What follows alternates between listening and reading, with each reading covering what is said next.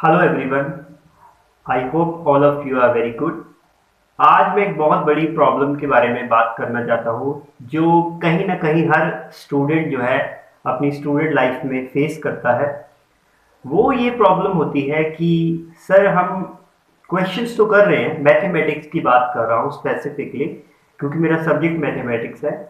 तो मैथमेटिक्स में क्या होता है कि हम क्वेश्चंस तो कर रहे हैं, पर जो क्वेश्चन हमें क्लास में है ना टीचर मैम सर बता देते हैं वो क्वेश्चन तो हमें समझ आ जाते हैं, वो क्वेश्चन हम कर भी लेते हैं, है ना। फेयर कॉपी पे आपने कर लिया, एग्जाम में आ रहे हैं आप क्वेश्चन किया हुआ क्वेश्चन जो है वो सॉल्व भी कर रहे हैं, उसके मार्क्स भी आ रहे हैं, सही है। पर असली प्रॉब्लम कब आती है कि जब आपको उसी कॉन्सेप्ट को यूज करके एक नया क्वेश्चन दिया जाता है, वो आप कर नहीं पाते। स्कूल स्टूडेंट्स के साथ ये प्रॉब्लम होना एक आम बात है, स्टेट बोर्ड के बच्चों के साथ ये बहुत होता है। देखो, मैं इस वीडियो में मैं उन बच्चों की बात नहीं कर रहा हूं जो है ना बड़ी बड़ी कोचिंग्स में पढ़ते हैं, जेई की कोचिंग ले रहे हैं, एनटीएससी ओलंपियाड की तैयारी कर रहे हैं, मैं उन बच्चों की बात नहीं कर रहा हूं, ठीक है। उनके लिए सिलेबस अलग है, उनके लिए चीजें अलग है, उनको प्रैक्टिस बहुत होती है उस तरह के क्वेश्चन से डील करने की।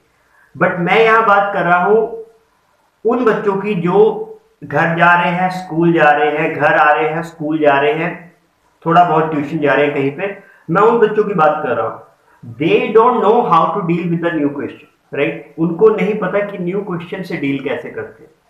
तो वहां पे क्या होता है, अब बच्चे ये बोलते हैं कि सर हमसे क्वेश्चन होते नहीं है, मुझसे क्वेश्चन नहीं हुए नए तो इसलिए मैंने किए नहीं। ऐसा नहीं है बेटा, आपको क्या करना होगा, इस चीज को ओवरकम करने के लिए आपको क्या करना होगा, आपको डेली बैठना पड़ेगा, ठीक है। 5 से 10 नए क्वेश्चन जो है टीचर को बोलो कि मुझे आप 5 नए क्वेश्चन जो है खुद से बना के दे दीजिए, ठीक है।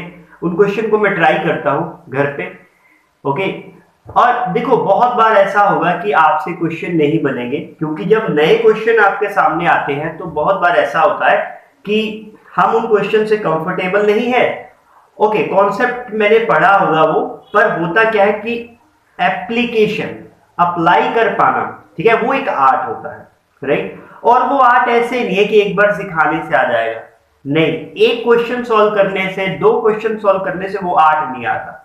वो आर्ट आता है बहुत सारे क्वेश्चन करने से और क्वेश्चंस को बार बार करने से।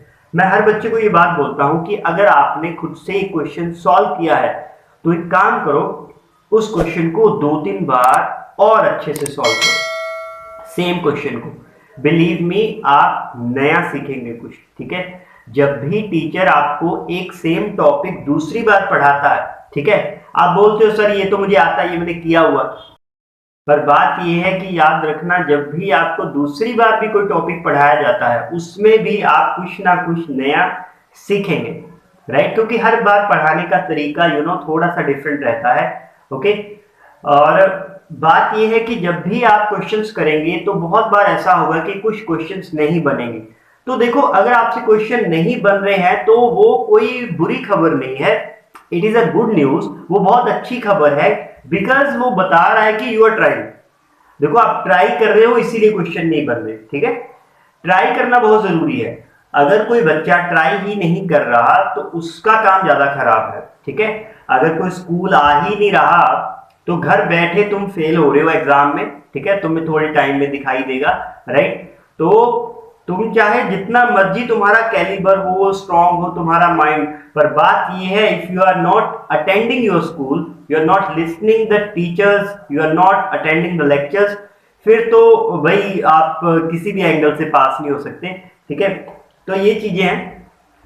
तो मतलब क्वेश्चंस जो हैं वो हमेशा थोड़े ज्यादा करने चाहिए।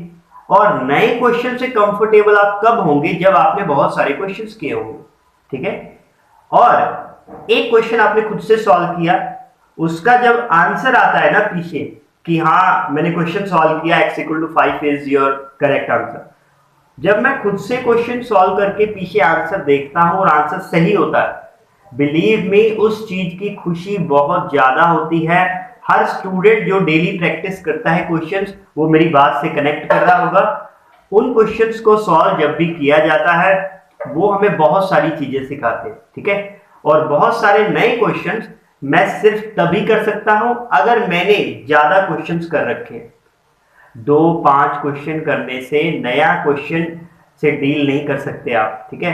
एक्सरसाइज में एनसीईआरटी की बात करूं या किसी भी बोर्ड की बात करूं, आपको एक्सरसाइज में अगर 10 क्वेश्चन दे रखे हैं, फॉर एग्जांपल 5.1 है कोई, और वहां पे आपको 10 क्वेश्चन दे रखे हैं, तो ये मत सोचना कि वो 10 क्वेश्चन करने से मुझे वो टॉपिक आ गया, ऐसा नहीं है, ठीक है। वो 10 क्वेश्चंस करने के बाद अगर आप एक नया क्वेश्चन, टीचर के द्वारा दिया हुआ एक नया क्वेश्चन अगर आप सही कर पा रहे हैं, then you have cracked it, ठीक है। तब आपने वो बात समझ ली है। देखो, बात समझना ज्यादा जरूरी है, ठीक है। सिर्फ वो 10 क्वेश्चन मत करना, उससे क्या होगा, वो कहीं ना कहीं स्पून फीडिंग वाला काम हो जाएगा।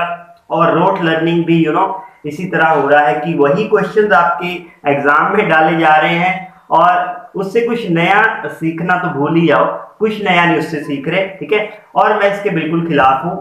I hate just rote learning. Rote learning बहुत ज्यादा खतरनाक है, क्योंकि वो आपको बता रहा है, एक झूठा आपको वो दे रहा है, काइंड ऑफ इल्यूजन आपको दे रहा है कि हाँ बेटा तुम्हें आता है ये कॉन्सेप्ट, बट सच्चाई ये है कि तुम्हें सिर्फ उतना आता है जितना बुक की 5.1 में है, तुम्हें सिर्फ वो 10 क्वेश्चन आते हैं, तो उस चीज का फायदा नहीं है। 10 क्वेश्चन करो, अच्छे से समझो और एक नए क्वेश्चन के लिए तैयार रहो। अच्छी अच्छी बुक्स हैं हमारे पास, आर.डी. शर्मा है, आर.एस. अग्रवाल है, ओके। बड़े बच्चों के लिए बोलूं तो एच.सी. वर्मा है, बहुत अच्छी अच्छी बुक्स हैं। उन बुक्स से अगर तुम कंफर्टेबल हो गए तो नया क्वेश्चन आपके लिए बहुत ज्यादा चीजें इजी कर देगा। और जब तुम नया क्वेश्चन करने लग जाओगे, फिर बहुत बड़े बड़े एग्जाम भी हम अच्छे से कर सकते हैं, ठीक है। तो थैंक यू सो मच। बस आज की वीडियो में यही मुझे एक छोटी सी बात करनी थी। और आपसे, अगर आपने चैनल को सब्सक्राइब नहीं किया है तो प्लीज चैनल को सब्सक्राइब करें और नोटिफिकेशन बेल को भी जरूर ऑन कर देना, ताकि आने वाली कोई भी वीडियो आपसे मिस ना हो। Thank you so much for watching. मिलते हैं आपसे कई नई वीडियो में, तब तक के लिए bye bye, all the very best.